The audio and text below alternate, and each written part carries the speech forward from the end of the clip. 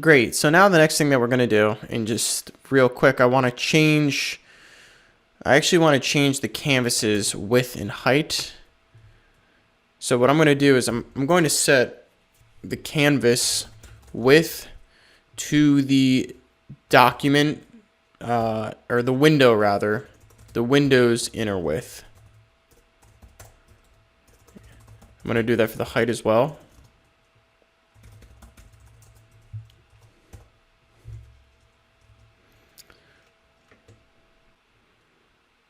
And then for the clear rectangle, I'll set the values that it's clearing to the canvas width and the canvas height, because we want the dimensions to match. See that it's still working?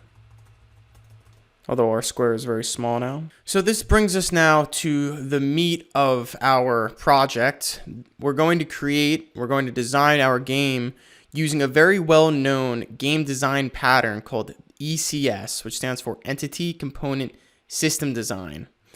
And this kind of design is used by modern game developers today. It's used in things as well known as Unity Engine, and it's a tried and true method of scaling your video game.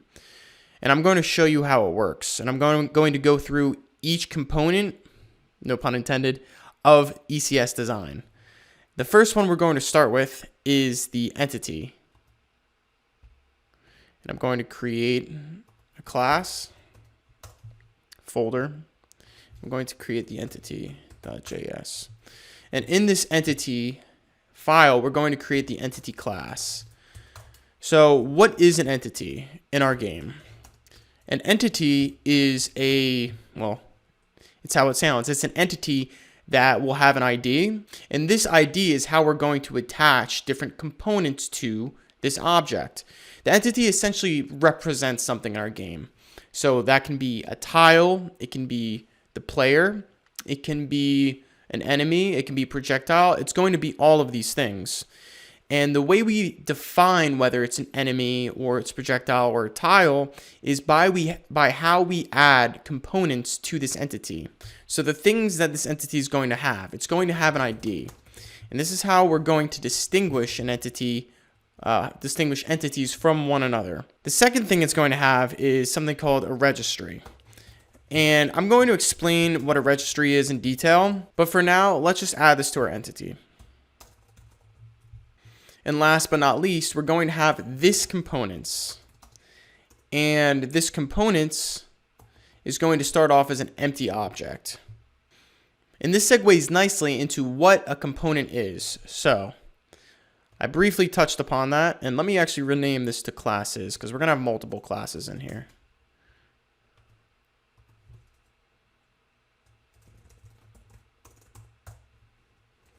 So now let's create our component class. So what our component is, it's essentially a grouping of a specific kind of data. It sounds abstract, I know. However, it'll all make sense as I go along. So the one thing it's going to have is a component type. Let's assign component type to the parameter that's being passed in. And component type is going to be a string. So component is a kind of data. It's very abstract. So give me a specific example, right? You probably want something more concrete. So the first component we're going to make is a position component. And if you think about it as a grouping of data, what is position in our game? Position is going to be defined by two values, an X value and a Y value. This is the kind of data grouping I was talking about. So let me show you how this looks. It's going to take the component type and a component object, which is going to contain the parameters of X and Y, for example. So we're going to call this super because it's extending this original component, and this takes a component type. So we need to pass it from the constructor to the super, which might not be something, if you're not familiar with how classes work in JavaScript, this is how we satisfy dependencies from inherited classes. Then we're going to set this X, so a position component will have an X part, and we're going to take it from the component object We're going to have a Y. And what else could position have? Well, not necessarily, but I like to think about position not as just an X and a Y, but also the width and the height of the entity. Because not only, it's not just one point in space, it actually takes up an area, and an area includes width and height. So this width is equal to component object width, and this height is equal to component object height. And you're going to see when we pass in, or when we create a position component, we'll be passing in an object that will look like this. It's going to be something like this. X, and I'm just making up numbers, but it's going to look like. And from there, these values are going to be populated from the component object that we're passing in. So I hope that's now starting to make sense. What are some other data groupings, components, that are relevant in our current example of the square? Well, one that comes to mind for me is movement or velocity. So our position is going to be changed by the velocity that the entity has. So let's make a component that contains the data for the X velocity and the Y velocity. So I'm going to call this class movement component. It's going to extend component, and it's going to follow a similar pattern as our friend up here.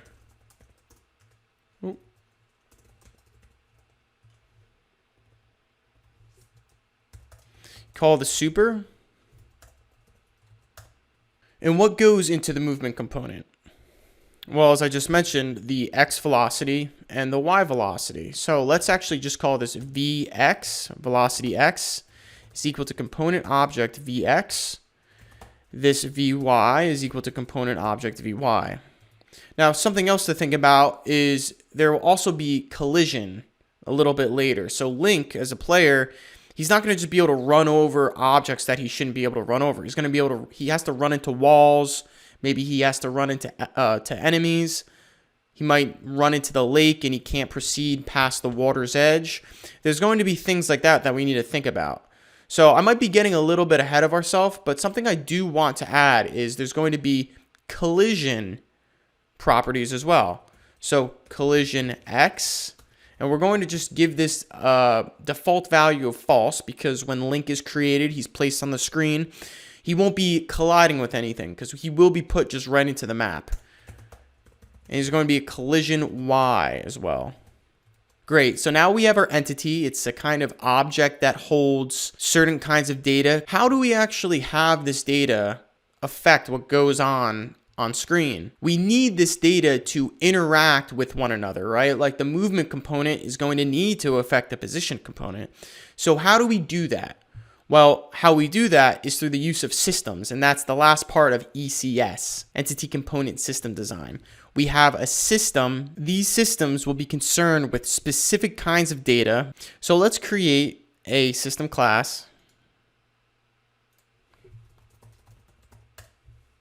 And the first system that I want to create is the movement system, since that's something that we're already doing with our game. First, I'm going to define a system, because we're going to have a base class, and you'll see why we need this later. It's going to take, similar to the component, a system type. So this is just a string.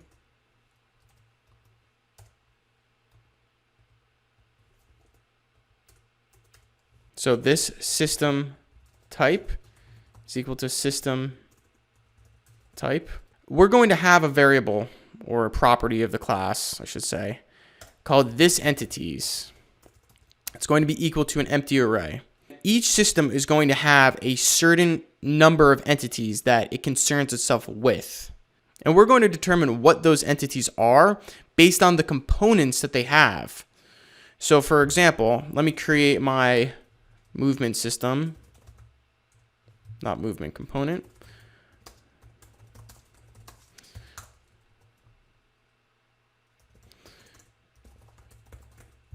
This is going to take system type because it's going to be used in the super. There we go. So And this movement system is going to be concerned with entities that have components of component requirements of movement and position. Because if you think about it, there's going to be a lot of entities that don't move. So for example, the tiles that Link walks on, you know, the background sprites that you can't really interact with, the movement system doesn't need to interact with them because they don't move. We don't intend for them to ever move. They are where we place them to be. And we will be interacting with the entities that we're concerned with by using this update function. We're going to loop through all the entities, and we're going to do two things. First, we're going to get the specific entity, just because I like to do that. Let's get the movement and position component from the entities components.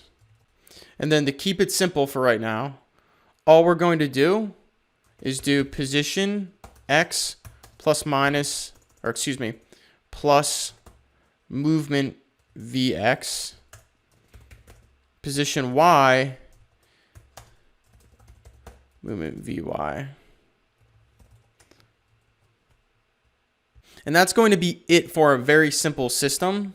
Although this is the beginning, and this system will be more complicated by the end of this, and we're going to have probably over a dozen systems by the time we're done. But this is the ECS design in action. Now, the last part of the ECS architecture design that's not in the name is the registry. What the registry does is it coordinates between the systems and the components, and it adds systems to the game, and it also will remove systems from the game. It'll add entities to systems. It'll remove entities from systems. So it's kind of like the conductor of the orchestra, and it makes sure all the pieces are working properly together. We're going to code this out right now. So the last class is the registry class. Let's start off by creating registry class.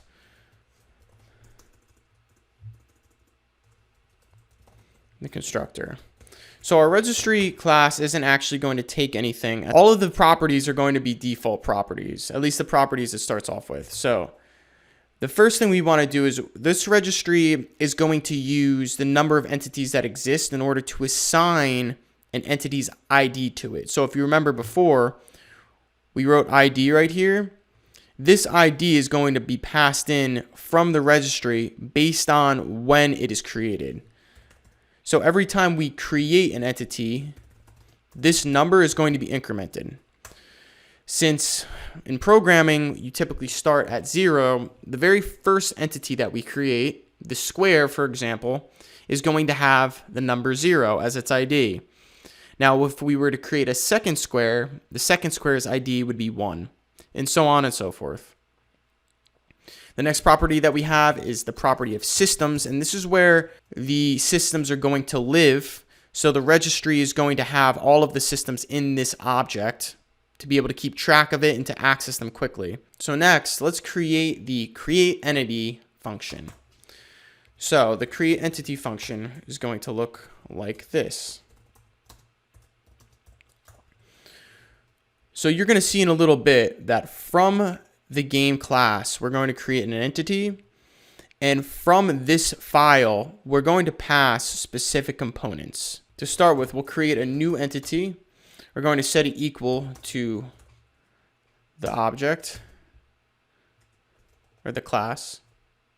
And I actually forgot, I need to export all of these classes. So let me do that right now.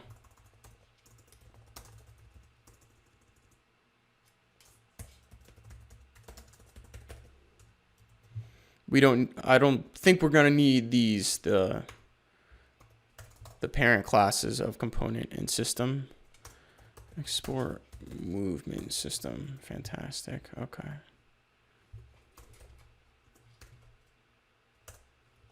Perfect.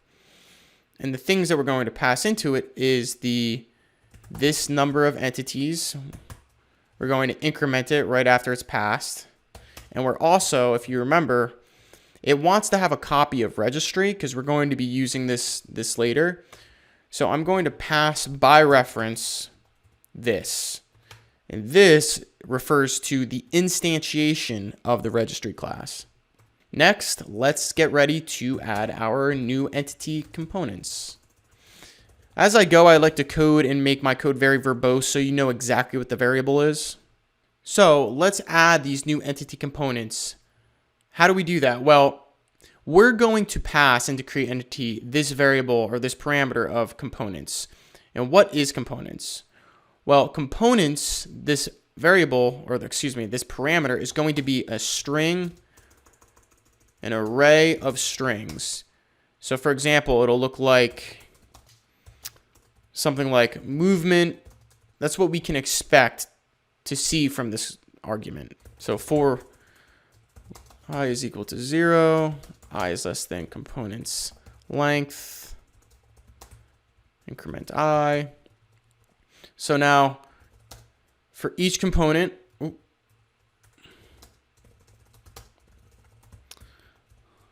let's go through and see which component it is that we're receiving. Now we haven't thought about this yet, but we need a way to differentiate one component from the other. So we need to know that it's a movement component instead of a position component and vice versa. But now that I say it out loud, we also need to know what kind of values it's going to be passing. So we might want to instantiate one entity at x300, y400, and another entity at x0, y10. So actually, this array of strings will not work. You know what we need? We need an object that has a certain kind of structure, an object that can denote if it's movement, and then also carry the data along with it. So we're going to pass in, when we do use this function, we're going to pass in a string. So we'll just call this the name of the component, like movement. And then we're going to pass in the value, or the values that it may have. So it'll have Vx, 0, Vy, 1 or 0, whatever. I think that's actually a better way to do this. So it's going to be an array of objects, not an array of strings. So now that we know we're going to be passing create entity an object like this, let's use a switch case for component name actually. And if the value is equal to position, then we'll create a component object just like here. Remember, we use component object, and we're going to set it to the value. So actually, I'm going to just change this example right here. If this was position, so it illustrates it better for you. X, Y, height, width. Okay. So we're going to set it to this value because this matches this.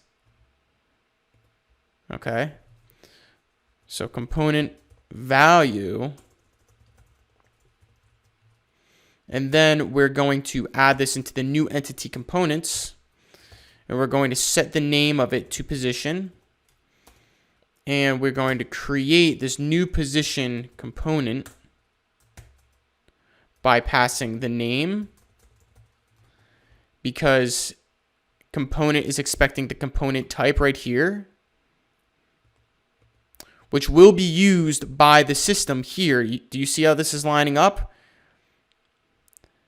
And we're going to be passing the component object itself. Next, we're going to create the movement component. We're going to follow the same pattern. So component value.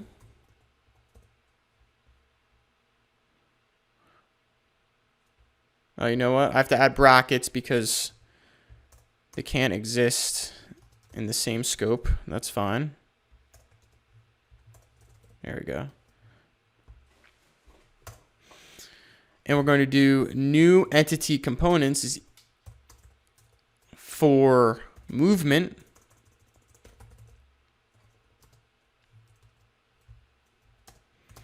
is equal to new movement component name and component object. Let me move this over a little bit so we can see this clearly. That's better. Then at the end of all of this, we're going to have our new entity components, our new entity components, and we're going to set it equal to new entity components. Then we're going to need to add these newly created entities to this system. And I just realized we need another array in the constructor that will hold the entities that need to be added. So this entities to be added is equal to empty array. And I'm going to push this new entity into the array. Next, we're going to add a system to this system's object. So I'm going to add the system, and this is going to take a system type because, and I just keep going back to this to reinforce it, when we create a system, we're taking a system type, right? So we need to pass it as system type here, okay? The reason why we have system types is because later, and a little bit you're going to see, we're going to get a system by the string that you pass to this constructor, and we need it because there's no other way to get the system if we don't have some kind of uniquely identifying string. While I'm creating the system, I'm going to just set up a variable for it. So new system, and I'm going to just leave it undefined at the moment. And I'm going to set up a switch case for the system type. So right now, the only system that we have is the movement system. So the case is going to be movement system. I'm just going to set up the default right now. Okay, so if the system type is movement system, then we're going to want to set the new system to movement system. We're going to create or instantiate an object from the movement system class. I'm going to import it as well. So now it's up here. And we're going to pass it this system type string.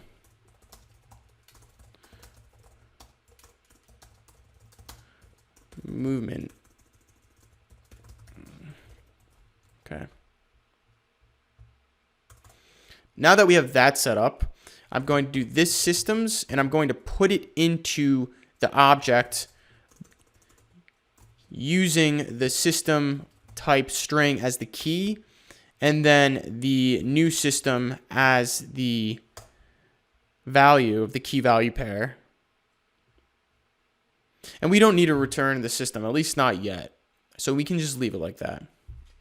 Cool. So I know we did a lot, but before we actually bring it all together, I want to show you that it's working so that way we can stay on the same page. Let's go to index.js. And I'm going to initialize this registry to undefined.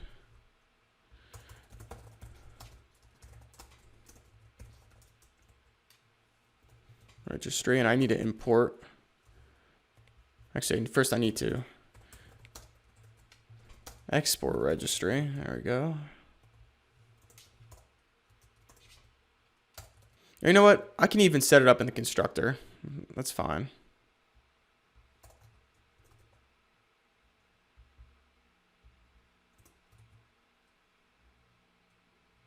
Now I want to add the registry, or excuse me, I want to add the system that we just created, the movement system, to the registry's this systems property. So how do I do that? So let's do this registry, add system, movement system,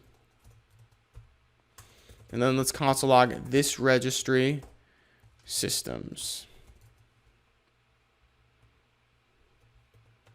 Let's see if it's working.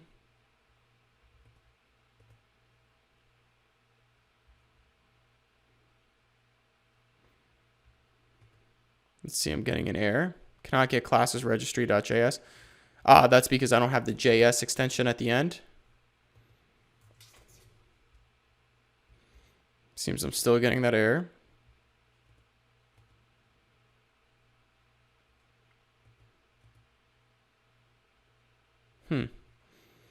Let's see where it's going wrong.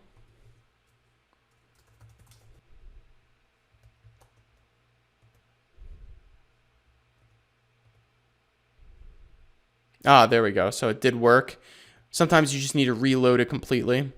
Failed to load resource. The server responded with the status of 404 not found.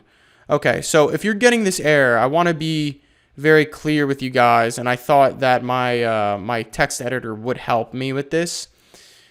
You need to specify the ending of the file. So the reason why it's erroring right here is because it can't find the file. Even though it might be pointing to the right place, the main issue is that it doesn't have the file extension, so it doesn't recognize what that means. So if I do this, cool.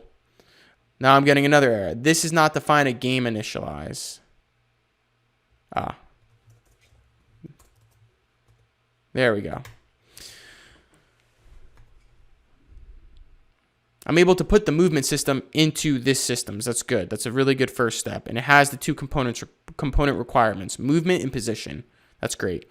Now we need to get the entity that we create into the movement system. So I'm going to just do this right here. This registry create entity. Before that, remember how we said we're going to set up properties that are just like this? So I'm actually going to create a dummy position component.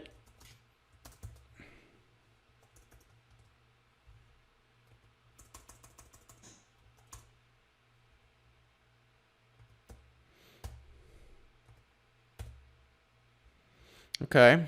And then I'm going to create a dummy movement component.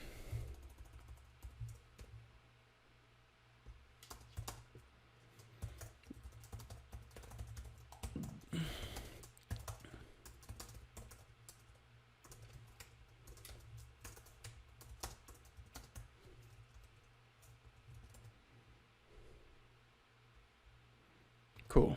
And it takes an array of objects. Let me just put them in here right now. Doesn't matter the order.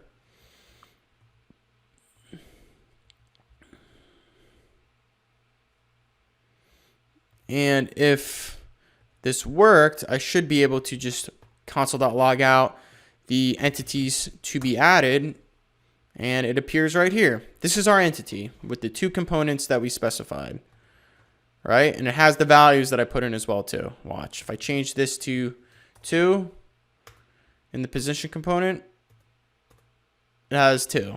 So boom, we know that it's working. Very good. Now we need to get this entity into the movement system. And we're going to do that, or rather our friend the registry is going to do that by adding an entity to the system, or adding entity to system. So now what's going to happen, for every entity that's created, we're going to loop through this array right here. And for every entity, we're going to check its components against the component requirements of every system that the registry has.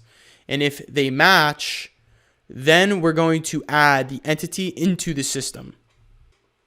So since our system's property in the array is an object, we need to do something a little bit different to loop through them properly, or at least to loop through them in a way that makes that isn't too big of a pain in the butt. So I'm going to use the object.values method from JavaScript, and then I'm going to go for each system.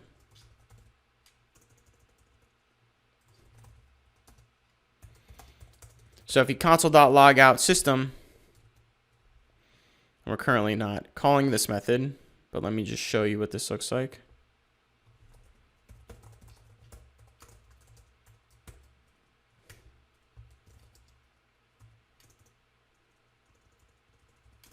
I'll take this for right now.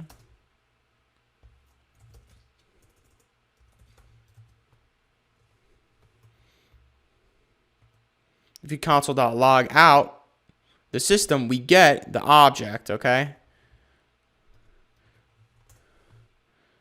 So this system is equal to an object that has entities array, component requirements,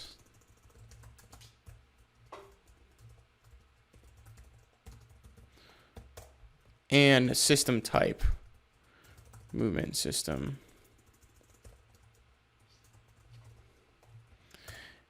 And then it has whatever functions that we give to a system. Every system that we're going to make pretty much will have an update. There's going to be a few systems in the future that we're going to make that have other methods. We're going to get to that later, but just so you know. So now that we're going through each system, let's loop through, or let's just get the component requirements. And how I want to do this is I want to go through each component requirement. And if the entity, and then we're going to loop through the entity. And if the entity does not have the required component, then we're going to just set it to false. We're going to break the loop, and we know that we do not need to add this entity into the system. In order for an entity to be added to the system, it needs to have every single one of the components that are required. So I can actually just create a variable. It'll just be a Boolean flag. So I can do add to system equal to true. And then once we encounter that, we can set it to false. It'll be easy to change. And we're going to locate, or excuse me, we're going to go through the component requirements. And you know what? Actually, I'm going to get the component requirements right off the bat from the system and component requirements. And now we're going to go through these component requirements one by one. I'm going to make this bigger again, so that way we can easily see what it is I'm doing. We're going to set, okay, const requirement or equal to the component requirements. So now we're going to get the individual requirement. So that's going to say something like position or movement.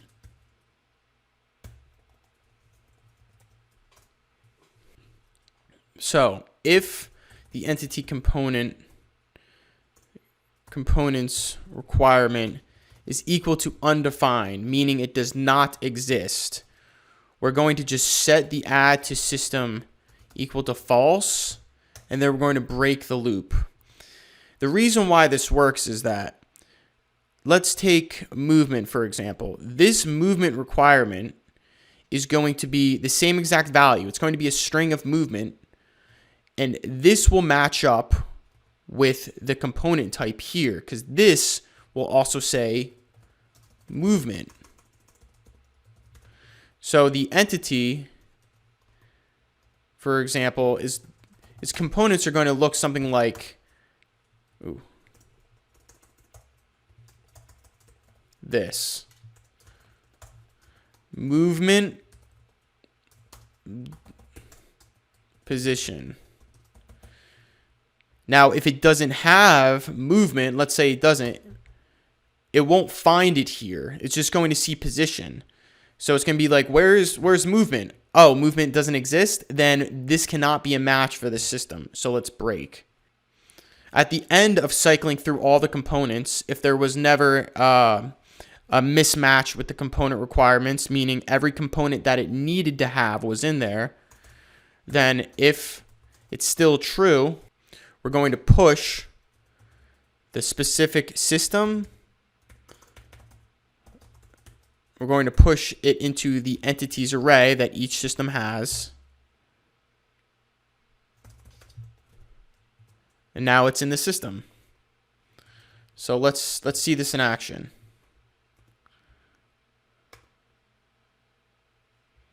So if we go to our browser, let's go to the console.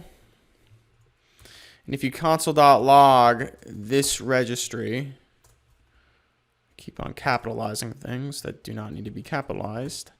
Systems. Now we go to the movement system. It has our one entity. So it means it's properly getting entered into the system. Okay, but let's just make sure now that this isn't just by chance, right? So let's actually just get rid of one of these components, because theoretically, if one of the requirements is undefined, then this shouldn't be able to get into the system. So let's just be doubly sure right now, right? It's not there. So we made it correctly. If you've been following along and you're running into problems, go over this. I know this is kind of a lot of information. It took a little time for me to get the hang of the ECS pattern. It is a bit complicated, but just hang in there. It really is a super powerful technique. As I mentioned before, game engines like Unity uses this kind of design structure. It's really worthwhile learning. These are skills that will take you anywhere you want to go. If you want to do game development, hell, you could even get a job and put this on your resume after you're done doing this video series. I think it's time to actually make it do something based on user input. So let's go to the system.js file, and we see that it's updating the position X and position Y. So let's just make sure that this is working.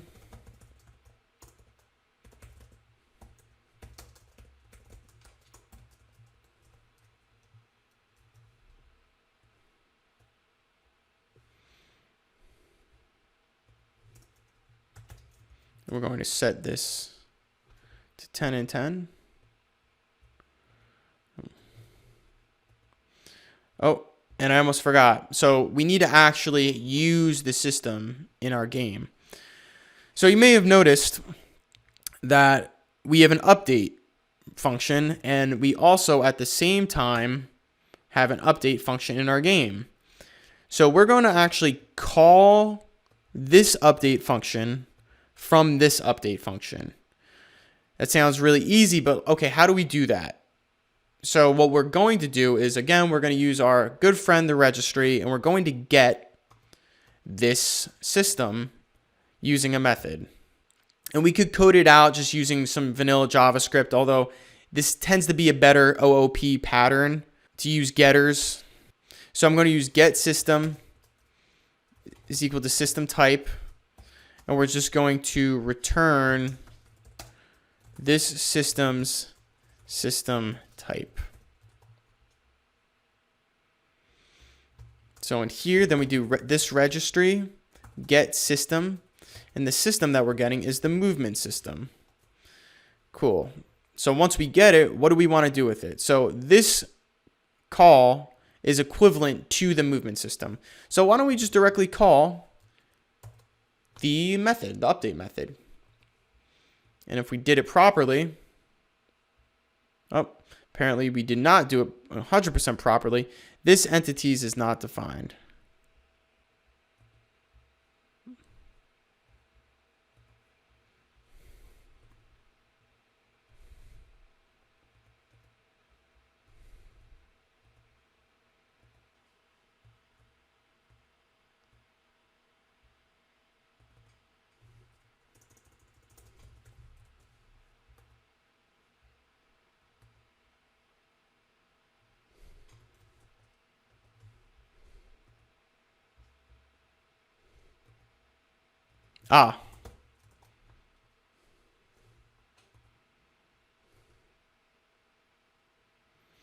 So the issue was I didn't write this. Okay, there we go.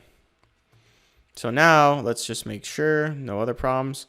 Cool. Okay, so we're seeing that it is incrementing the position X.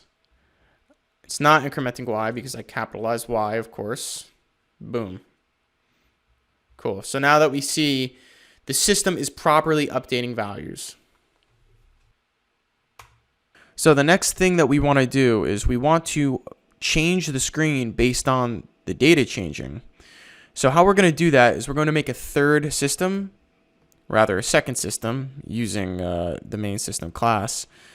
And we're going to make a system that's called render system. And render system's job is going to be to render the entities on the screen. And it's going to take the entity's position And based on that position, it will draw an object, or it'll draw a square, it'll draw a sprite, it'll do those things. The render system is going to take over some of this context stuff. Extend system. We're going to be using context in the render system. So constructor. It follows the pattern of the previous system. So it has system type as an argument. System, this component's requirements. And later, and we'll just put position now as the only requirement because a thing doesn't necessarily need to be able to move for it to be rendered.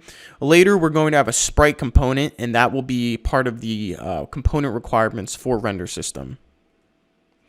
We're going to write its update method, where it will update the screen. And we're going to put context and the canvas. We're going to make it accessible to the render system. So let's go to the index.js. And I'm actually going to export these things.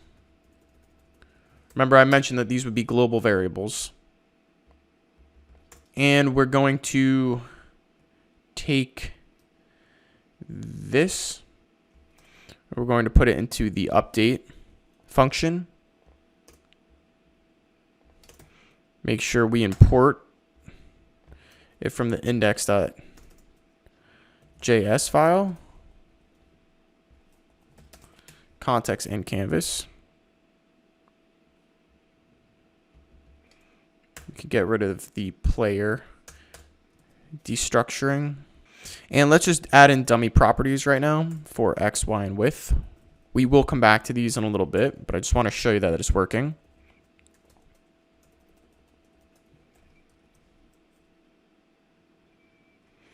Let's add this into the registry. We need to make this a system that can be added to the game. So we'll export render system. And then we will add this to the switch case. Render system.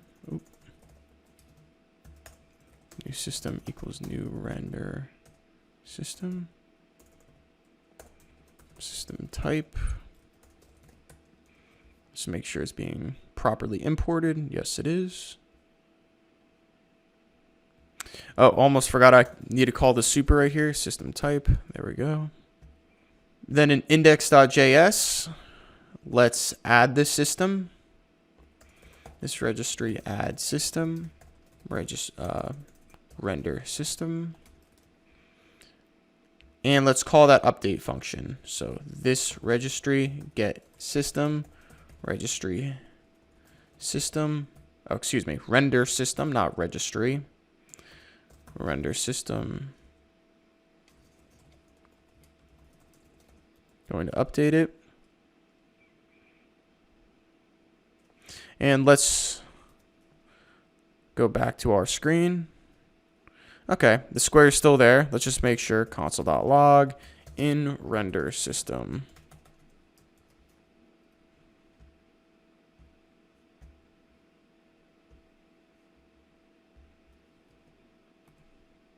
Yep. Okay, cool. So the render system is properly being created and then being called. Now let's take a look at the entities in the render system.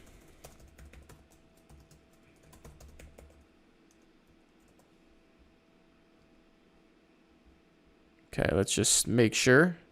So our entity that we created is in the render system. Now keep in mind though that one entity can be part of multiple systems.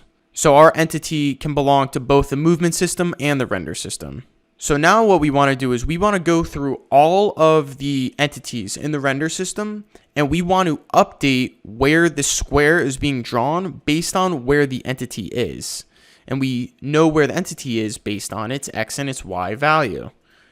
So what we do is we do for let equal I. We do the typical JavaScript for loop.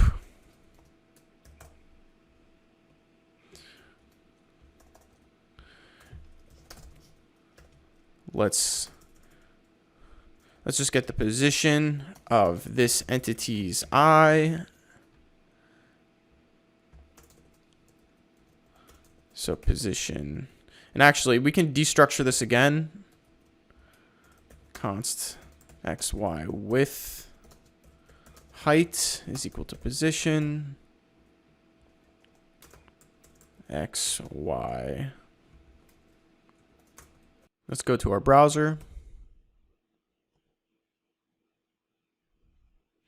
Cannot destructure property X of position as it is undefined. Oh, that's because I did not go into the component properties or the components properties.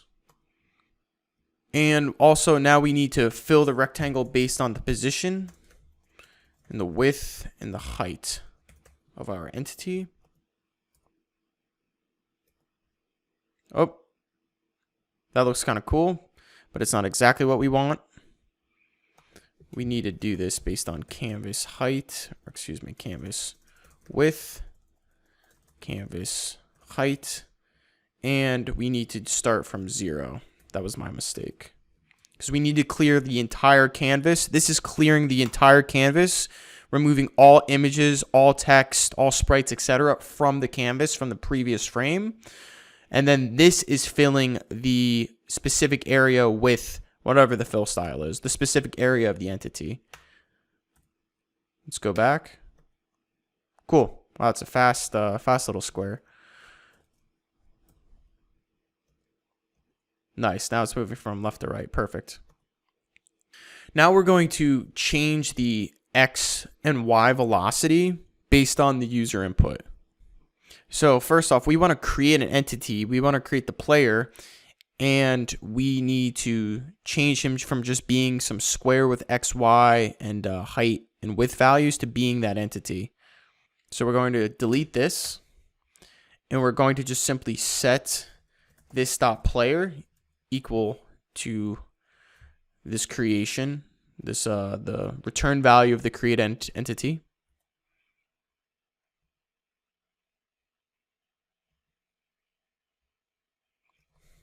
Replace this.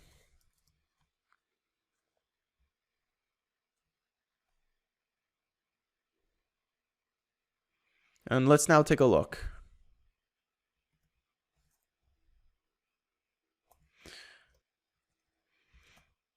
We're going to keep that. And where the player's velocity is just 10, we're going to set it to 0. And we're going to set the player's velocity here.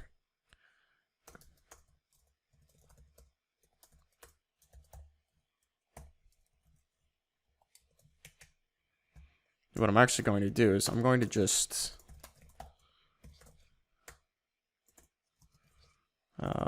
movement component, player movement component.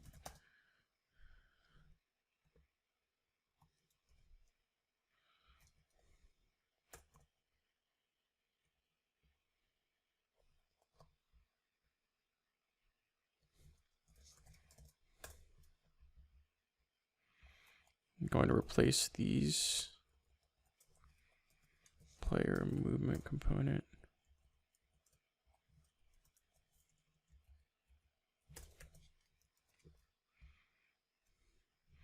Let's see now if it responds. The problem is you hold a button in one direction and it just continually increments the velocity. The velocity isn't slowed down when you release the key. So that was actually what I was referring to before about having a key up event. When we release the key, we want the velocity for the specific direction to be 0. We don't want to slide like this. We don't want to maintain velocity from a previous key press. So let's go back. And now we're going to add our type key up.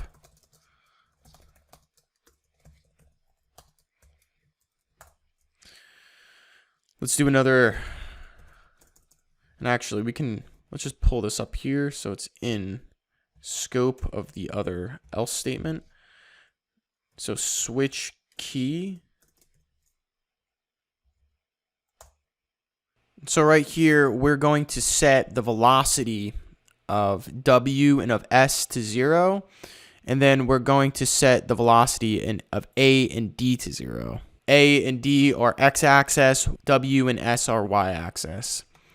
So if the key is W, and be careful of the JavaScript syntax when it comes to this, because this is how you need to write it.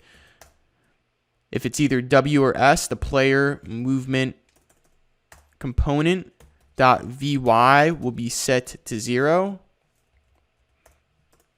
And if it's A or D, we'll set the player movement component Vx to 0. Let's put brackets around these.